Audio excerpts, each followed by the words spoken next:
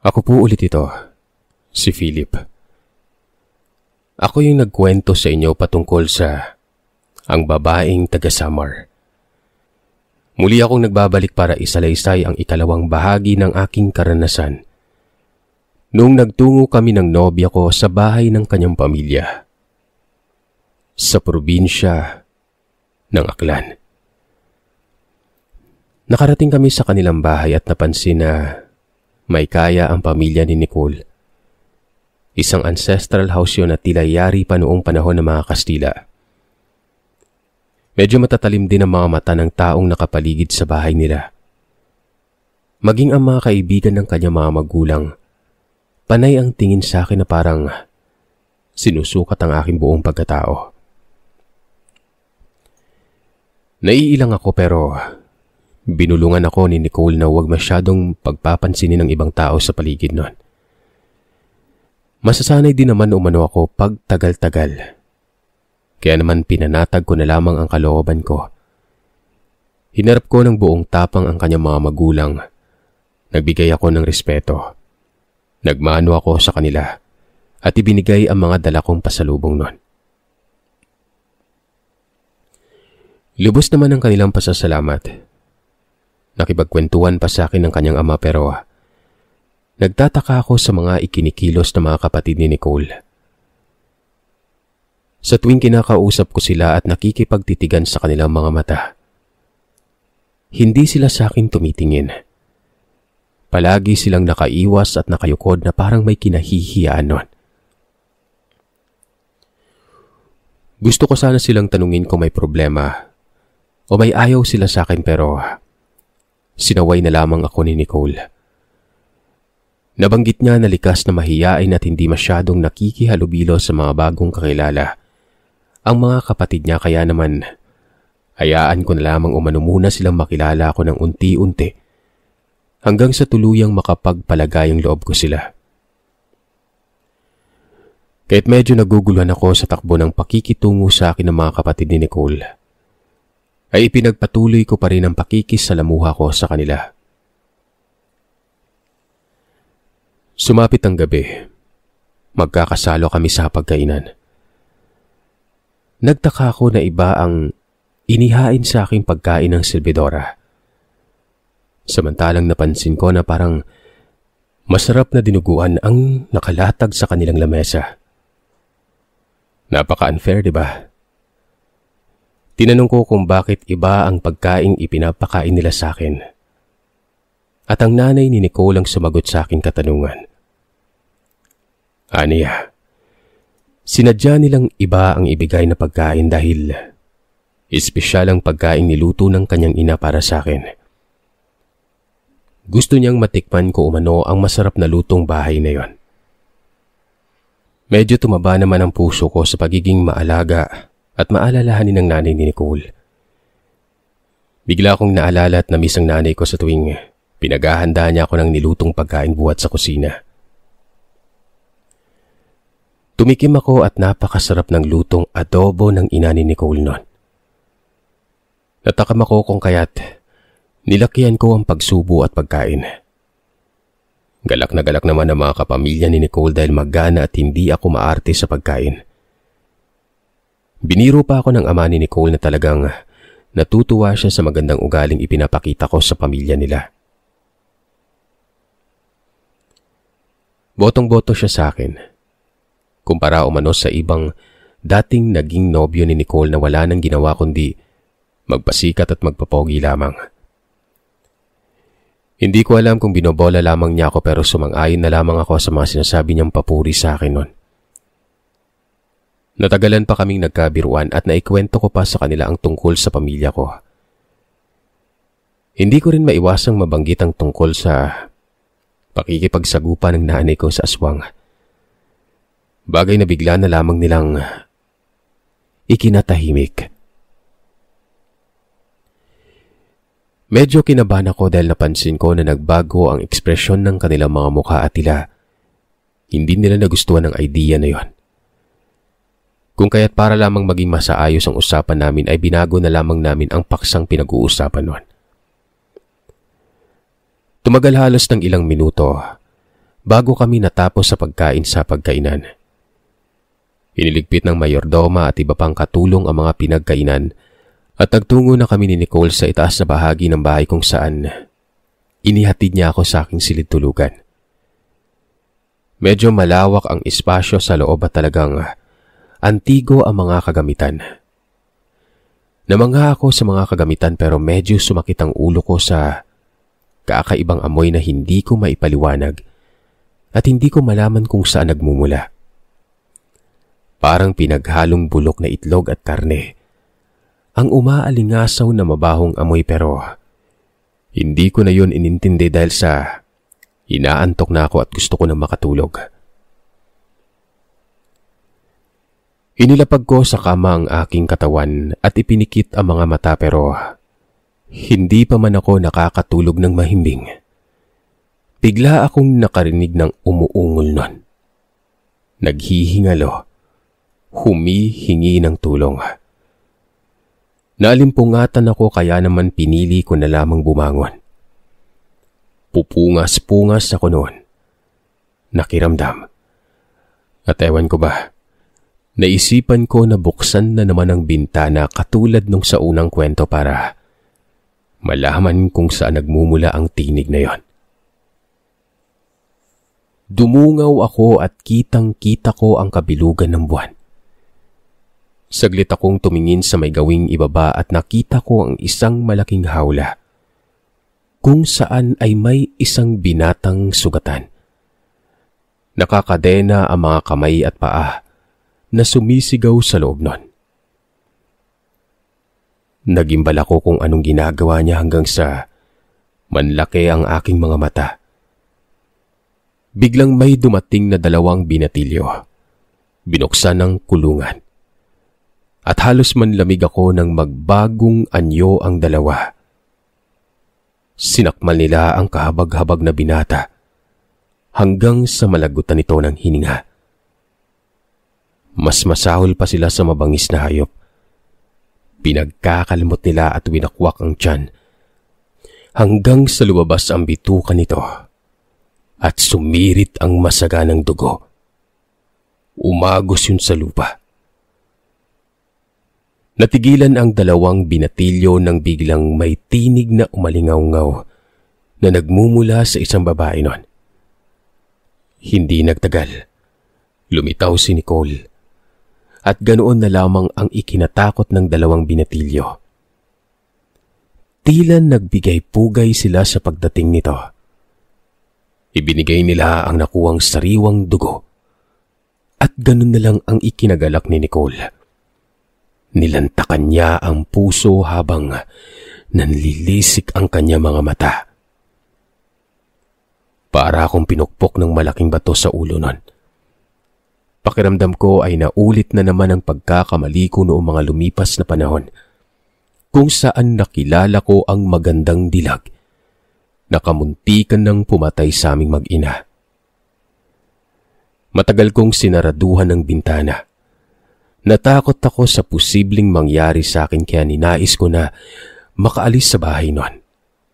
Dahil kung magtatagal pa ako sa lugar na yon, baka ako ang kasunod nilang bibiktimahin. Nag-isip akong mabuti pero buo na ang desisyon ko. Mas gugustuhin ko pang mamatay na lumalaban kesa naman ipagsawalang bahala ko ang lahat at hindi man lamang kumilos nun. Iginayak ko yung dala kong bag. Naglakas loob akong lumabas ng silid tulugan. Sumalubong sa akin ang matinding katahimikan nun. Mabilis akong humakbang pababa sa hagdan. Lumingalinga ako sa paligid at napansin ko na nakabukas ang pintuan.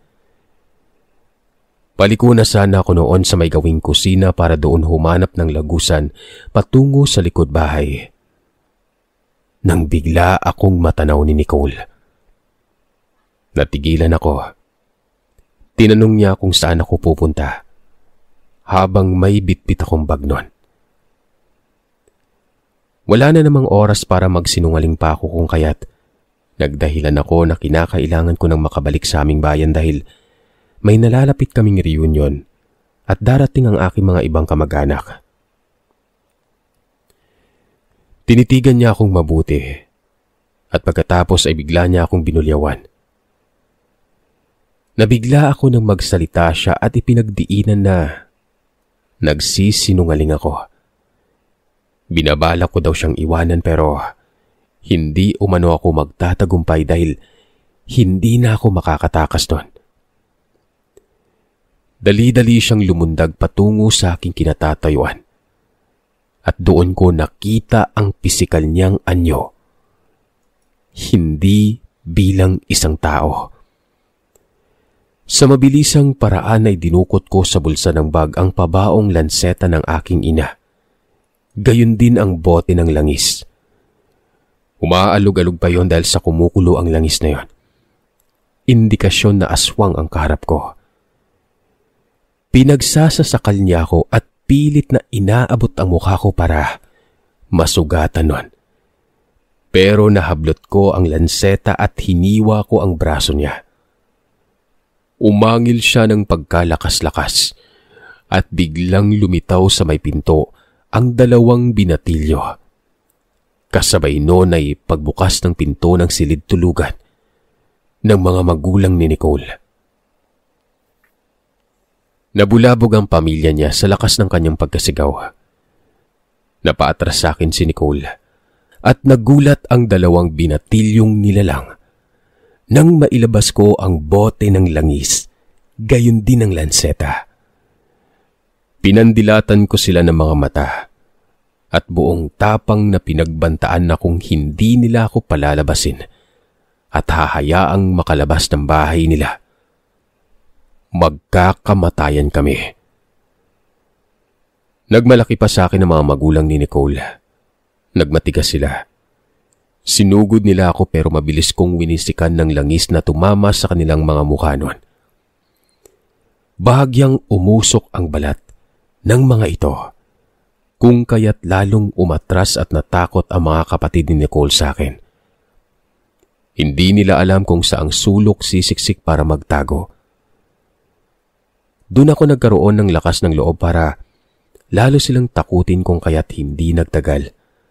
Pumayag na rin sila kahit ganoon na lang ang galit nila habang pinagmamasdan akong mabuti. Nagdadalawang isip silang gumawa ng anumang panlaban dahil ikakapahamak nila yon. Nagdesisyon ang ama ni Nicole at siya mismo ang humatol. Hinayaan niya ako makalabas ng bahay nila kahit nagngingit-ngit siya sa galit nun. Para akong nabunutan ng tinik na mga sandaling yon kaya nagmamadali akong lumabas ng pintuan pero pinigilan ako ni Nicole. Nanatili ako mula sa aking kinatatayuan nang bigla ko siyang narinig na humihingi sa akin ng kapatawaran habang tumutulo ang mga luha sa kanyang mga mata. Natigilan ako para akong sinundot ng aking konsensya. Hinayaan ko ang sarili ko na pakinggan siya sa kanyang mga sinasabi noon. Nabanggit niya na natakot siyang sabihin sa akin ang katotohanan dahil nakakatiyak siyang hindi ko siya matanggap at posibleng maglaho ang pagmamahal ko para sa kanya. Kinausap ko naman siya at ipinaliwanag na kung hindi niya ako niloloko at pinagtangka ang patayin, ay maiintindihan ko ang sitwasyon niya pero sinira niya ang tiwala ko noon. Pero sa kabila ng lahat, pinili ko pa rin na magpatawad. Pero kapalit noon ay habang buhay na kaming magkakahiwalay at papalayain ang aming sarili sa isa't isa. Nagpaalam ako sa kanya at yun na ang huling sandali na nasulyapan ko siya bago ako tuluyang kumaripas ng takbo palayo sa kanilang antigong bahay.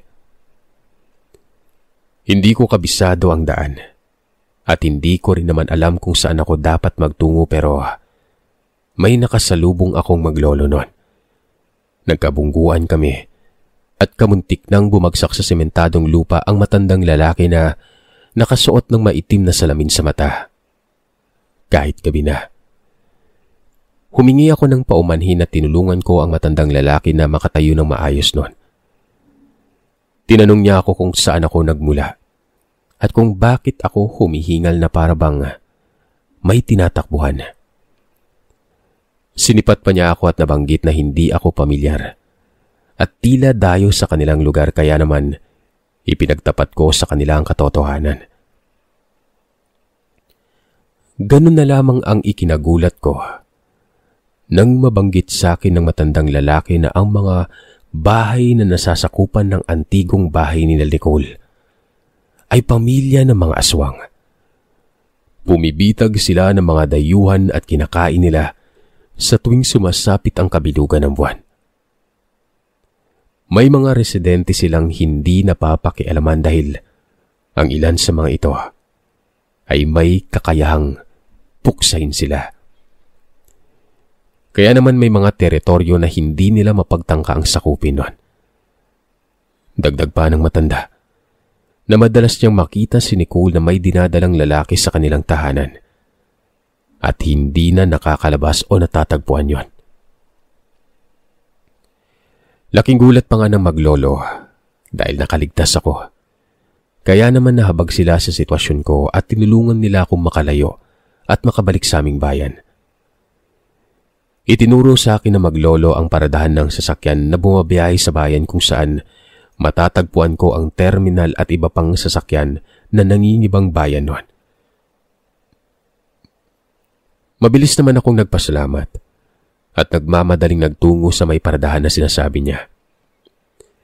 Walang pag-aalinlangan na sumakay ako kaagad nung makarating ako sa Roro. Hindi ko na ininda noon ang puyat at pagod, gayon din ang gutom. Inisip ko na kung makakalayo ako, ay doon ko pa lamang matatamo ang kaligtasan. Habang nagmumuni-muni, inaalala ko ang mga naganap sa akin noon. Napagtanto ko na kinailangan ko pa palang maranasan ng mga paulit-ulit na nakakakilabot na engkwentro sa aswang para lang tuluyan akong matauhan sa kahangalan ko. Pagkabalik ko sa amin, ganun na lang ang panlumo ng aking mga magulang. Nagbadya naman ang pagkadismaya nila sa akin sa kabila ng pasasalamat na hindi ako napahamak. Anila, kinakailangan kong mag-ingat at kilatising mabuti, lalong-lalo na ang mga napupusuan ko mga babae, bago ko iharap sa dambana. Na nag-aaksaya lamang umano ako ng panahon at oras sa maling tao na makakasama ko habang buhay. Medyo tumigil na muna ako sa panliligaw noon. Naging pihikan ako sa babae at iginugol ko na lamang ang buhay ko sa pag-aasikaso ng graduation ko. Makalipas ang ilang buwan, nakapagtapos na ako ng pag-aaral. Nagtungo ako sa Laguna at nagpatulong ako sa tiyahin ko na makahanap ng trabaho. Eksaktong natulungan naman niya akong maipasok sa opisina na kanyang pinagtatrabahuhan. At doon ko na naman nakilala ang isang office mate ko, na si Laura. Medyo metikulosa siya at talagang masipag sa pagtatrabaho. Mabait sa akin at hindi naman ako nahirapan sa pakikitungo ko sa kanya. Inisip ko pa nga noon na may lihim siyang pagtingin sa akin, kaya naman hindi nagtagal ay nahulog na rin ang loob ko sa kanya, pero napigilan ako ng isa ko pang katrabaho na si Isabel. Prangka naman ito at may katapangan. Nabanggit niya sa akin na matagal na niyang pinaghihinala ang aswang si Laura dahil sa mga kakaiba nitong kinikilos.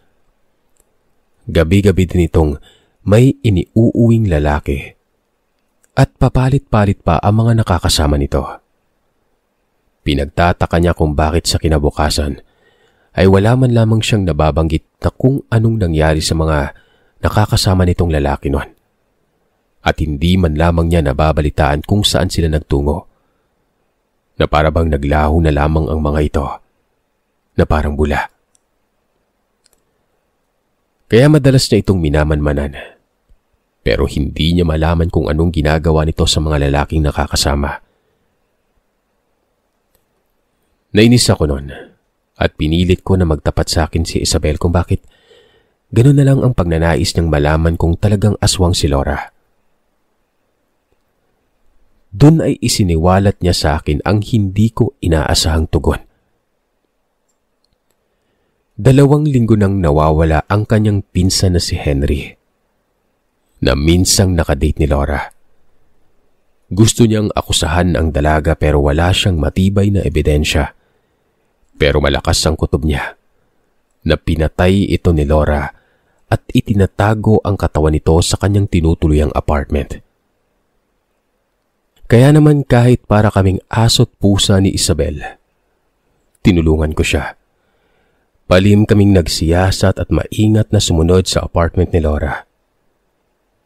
Isang gabi, nakita naming may bagong kasamang lalaki si Laura sa loob ng kanyang apartment noon. Nasaktan ako at nawalan ng paghanga sa kanya. Nagkalamat ng tiwala ako sa inakala ko na isa siyang karespe-respetong babae. Nawalan na sana ako ng ganang magmatsyag nang makarinig ako ng mahinang ungol ng lalaki na parabang nahihirapan nun. May malakas na kumalabog sa gawing silid tulugan. Nagulat kami ni Isabel at nagkubli sa isang tabi pero matalas ang paningin ni Laura. Napansin niya kaming dalawa, kaya dali-dali siyang lumabas ng bahay noon. Naghilahan kaming dalawa ni Isabel at tumakbo sa daan habang hinahabol kami. Kitang-kita ko ang pamumula at pagbabaga ng mga mata ni Laura. Nilabot ako noong makita na isa na siyang ganap na aswang. Sinubukan niya kaming dakmaing dalawa pero may kinuha si Isabel sa loob ng bag niya. Sinabuyan niya ng asin si Laura. At pagkatapos noon ay may kinuha pa itong patalim at sinaksak sa tadyang si Laura noon. Bago niya inumbagan ng suntok sa mukha. Nagulat ako sa katapangang ipinakita niya. Sinikap na lumaban ni Laura pero hindi siya umubra sa depensa ni Isabel noon. Kung kaya't bigla na lamang siyang tinubuan ng pakpak sa likuran. At dali-daling lumipad sa ere palayo sa aming kinaroroonan. Nung makasigurado kami na hindi na siya muling magbabalik, ay nagtungo kami sa loob ng kanyang apartment. Hinalukog namin ang buong silid hanggang sa matagpuan namin ang mga naaagnas na bangkay ng mga lalaki sa ilalim ng kama. At doon, nakilala ni Isabel ang kanyang kapinsan, na halos butot balat na lang ang natira sa katawan niya. Nagtungo kami sa may-ari ng apartment at tumawag kami sa mga pulis noon. Nakumpirma namin na ang mga nabiktimang lalaki ni Laura ay taliwas sa kaalaman ng may-ari ng apartment na yon. Hinanap ng mga pulis si Laura, pero hindi nila ito natagpuan. Patong-patong ang kanyang kaso at kahit ilang beses pa kaming magpaliwanag ni Isabel, hindi sila naniniwala na isa itong aswang. Ipinagpalagay nilang nalululong ito sa bawal na gamot. At higit pa doon ay posibleng nasiraan na rin ang ulo. Lumipas ang ilang araw, hindi na nagpakita pa sa opisina si Laura. Marahil ay nalaman niya ang panganib na dulot ng kanyang pagpapakita sa aming lahat. Mas nakabuti na rin yon, dahil natahimik kaming lahat at wala na kaming nabalita ang krimen sa aming nasasakupan. Hindi nagtagal, nagkamabutihan naman kami ni Isabel. Hindi ko inaasahan na siya pala ang aking magiging kasintahan.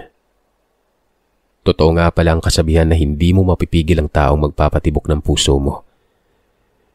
Nabawasan na rin ang aming pag-aaway at naging malambing kami sa isa't isa. Umabot kami ng 2 taon bago namin naisipang magpakasal at bumuo ng pamilya. Natuwa sa akin ang mga magulang ko dahil nabigyan ko na rin sila ng 2 apo. At naging matiwasay ang buhay ko at nagkaroon ako ng dahilan para bumangon sa araw-araw. Nilubayan na rin ako ng mga kampon ng kadiliman at nagpapasalamat ako sa Panginoon na hindi niya ako hinayaang mapupunta sa mga maling nilalang.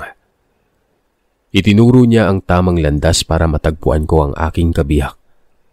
Akala ko nalalapit lamang ako sa aswang, pero mas mapapalapit pala ako sa matapang na babaeng marunong humarap sa mga ganitong uri ng nilalang.